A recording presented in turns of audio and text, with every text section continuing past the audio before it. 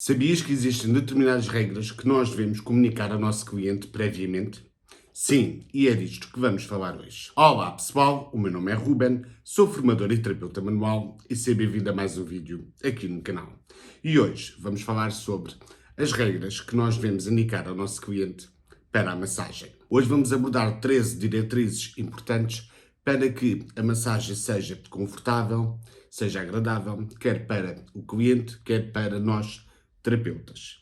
Ou seja, estas diretrizes deverão ser sempre indicadas ao nosso cliente previamente, ou seja, antes da massagem. Aqui no canal já temos vários vídeos sobre tipos de massagem que vou deixar aqui em cima e também aqui em baixo na descrição. Vamos agora para o primeiro tópico, comunicação e consentimento. Aqui é muito importante que o cliente, mesmo antes da massagem, ou até mesmo durante a massagem, para aqueles que nunca receberam, que indiquem que se gostam da pressão, se acham que aquela técnica de massagem não sentem-se tão confortáveis, se há alguma área do corpo que não gostam de ser tocados, há pessoas que não gostam de serem tocadas nos pés, por exemplo, ou então se existe alguma preocupação específica por parte do cliente, e aí é muito importante que nós sejamos informados. Também devemos pedir consentimento ao nosso cliente, caso haja alguma área do corpo que ele não queira ser tocado. Vou novamente voltar-me para os pés. Caso o cliente tenha algum problema nos pés e que nós tenhamos que executar algum tratamento no pé, devemos sempre pedir o consentimento ao nosso cliente. Caso ele não queira, devemos explicar quais são os benefícios daquele tratamento que nós vamos fazer. Devemos também explicar quais são os malefícios ao não fazer aquele tratamento, tal como ainda podemos tentar resolver a situação de uma outra forma e aplicar uma outra técnica sem que implique o toque. Vou dar um exemplo. Imaginemos que o nosso cliente precisava de fazer massagem nos pés, aí podemos utilizar, por exemplo, o escalda-pés ou o pé dilúvio. Não é a mesma coisa, mas podia ajudar também. Para além do local onde o cliente, hipoteticamente, não queira ser tocado, nós também devemos pedir consentimento, caso nós devemos ou vamos ter que aplicar uma pressão maior do que aquela que será normal. Por exemplo, para a libertação miofascial, onde nós aplicamos um pouco de mais pressão e vai provocar dor no cliente. Podemos ainda aplicar uma técnica de massagem com uma técnica miofascial de compressão, como podemos ainda aplicar uma técnica de agitação que há pessoas que acham desconfortável. Ou seja, há determinadas situações em que o cliente não vai sentir-se confortável e, novamente, ou com a pressão, ou com a técnica da massagem, ou então com a região do corpo, e aí nós devemos encontrar uma alternativa. Caso não haja alternativa, devemos tentar convencer o nosso cliente o porquê é necessário aquela técnica que nós vamos aplicar. Mas lembrem-se que nunca vamos obrigar o cliente a fazer seja o que for. Devemos sempre tentar convencer o cliente o porquê é importante determinado tratamento. E não vamos estar a obrigar ou a chatear o cliente porque ele, para além de não ficar confortável, não vai ser agradável o tratamento para ele e ele não vai voltar. E agora vamos para o segundo tópico, higiene. A higiene é extremamente importante para uma sessão de massagem para garantir que o ambiente esteja limpo e também seguro. Obviamente que nós terapeutas devemos ter o nosso espaço limpo, devemos utilizar sempre toalhas limpas, materiais higienizados e também asepsiados. Por isso, para evitarmos qualquer tipo de contágio, seja de bactérias, de fungos ou de vírus. Mas quanto ao cliente, também é importante que o cliente seja instruído que tome banho antes de uma sessão de massagem. E o porquê? Muitas vezes nós vamos aplicar o óleo de massagem, mas também pode haver situações em que nós vamos aplicar cremes. Cremes que sejam anti-inflamatórios, cremes que também sejam analgésicos, e se o cliente, quando chegar a casa, for tomar banho, vai retirar parte do produto. Por isso também convém que o cliente venha limpo e fresco, para não haver problemas de desconforto por causa do suor e também que o ambiente mantenha-se também agradável ao tratamento. Vamos agora para o terceiro tópico, pontualidade. Ser pontual é essencial para que cada sessão de massagem seja tranquila e também não ocorram interrupções. Aqui convém pedir ao nosso cliente para que ele chegue uns minutos antes da hora marcada, mas o cliente também não deve vir meia hora antes. Há muitas pessoas que também fazem isso e o detesto. Por isso o que convém e o normal seria mais ou menos 10 minutos. Se forem 5 também não há problema, mas em cima da hora marcada pode ser chato. E se o nosso cliente chegar atrasado, ainda pior será. E o porquê? Porque aquele tempo que nós normalmente reservamos entre cada uma das sessões para desinfetar as marquesas, para podermos também tocar as toalhas, para fazer uma limpeza básica do nosso espaço, podemos ter que encurtar a sessão do cliente que chegou atrasado, ou então vamos ter que redefinir todos os agendamentos para aquele mesmo dia. E aí vai ser chato que há pessoas que se marcaram para um determinado horário, há pessoas que dificilmente aceitam a alteração. Basicamente, convém sempre informar o nosso cliente que deve chegar 5 a 10 minutos antes de cada sessão. E agora vamos para o quarto tópico, informações médicas.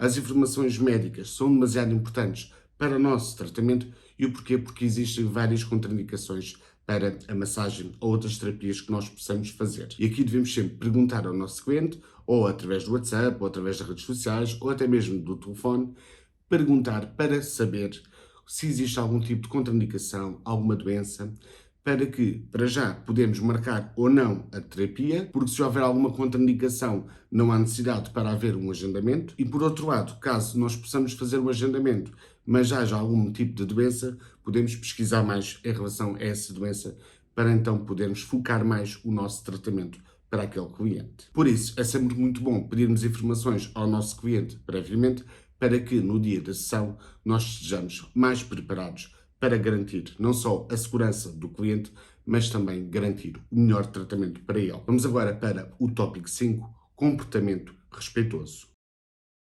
Aqui vou dizer uma coisa que é óbvia, ou seja, antes, durante e depois da massagem tem de haver um comportamento respeitoso, quer do terapeuta para o cliente, quer do cliente para o terapeuta. Este tipo de comportamento vai gerar-se desde que não haja demasiada confiança. Ou seja, aqui devemos tratar o nosso cliente com cortesia e respeito e evitar a linguagem demasiado formal. Não estou a dizer que vocês sejam demasiado formais para com o vosso cliente, mas também tentem não ser demasiado informais. Evitar, por exemplo, o calão. Aqui podemos indicar de uma forma simpática ao nosso cliente que quem está a fazer o tratamento é o terapeuta e não o cliente. E o porquê? Para evitar comportamentos de toques desagradáveis e comportamentos inapropriados. E aqui devemos sempre pensar que o comportamento respeitoso deve ser sempre de parte a parte, ou seja, nós terapeutas devemos ser o mais respeitosos possíveis para com os nossos clientes, tal como devemos exigir que esses mesmos clientes sejam respeitosos connosco. Vamos agora para o sexto tópico, respeito ao tempo da sessão. É importante que nós, terapeutas e os clientes, respeitem o tempo de duração de cada sessão de massagem. Obviamente que já está pré-estabelecido. Nós avisamos sempre ao nosso cliente quanto tempo de massagem é que nós vamos ter, ou o tempo de sessão. Isto vai garantir que todos os nossos clientes tenham a oportunidade de receber o tratamento no tempo indicado. No tempo indicado, conforme o agendamento, obviamente. Aqui, como é óbvio, o cliente deve ser pontual, mas para além do cliente ser pontual, após a massagem, devemos ter o cuidado de não ficarmos na conversa com o nosso cliente. Obviamente não vamos colocar na rua, mas também não devemos dar muita conversa para não prejudicar a sessão do cliente seguinte. Vamos agora para o sétimo tópico, cancelamento e política de reagendamento. Aqui, obviamente, devemos indicar ao nosso cliente qual a nossa política de cancelamento, ou seja, caso o cliente queira cancelar, qual é o tempo que nós pedimos para que ele possa o fazer. Ou seja, imaginemos que o cliente vai marcar uma sessão para daqui a 2 dias, pelo menos ele deve fazer a desmarcação no dia anterior. Mas há terapeutas que podem exigir que o tempo de cancelamento seja superior ou até mesmo inferior e não se importarem com isso. Mas aí vai de terapeuta para terapeuta. Depois de fazermos o cancelamento, convém fazermos sempre o reagendamento. Devemos tentar procurar uma data que seja plausível, quer para nós, quer também para o cliente. E caso vocês consigam, tentem marcar no dia do cancelamento o próximo agendamento. Vamos agora para o oitavo tópico, modéstia e conforto. Durante uma sessão de massagem, os clientes devem sentir-se confortáveis e também respeitados, e para isso nós cobrimos com toalhas. Para quê? Para tapar as zonas do corpo em que nós não estamos a massajar.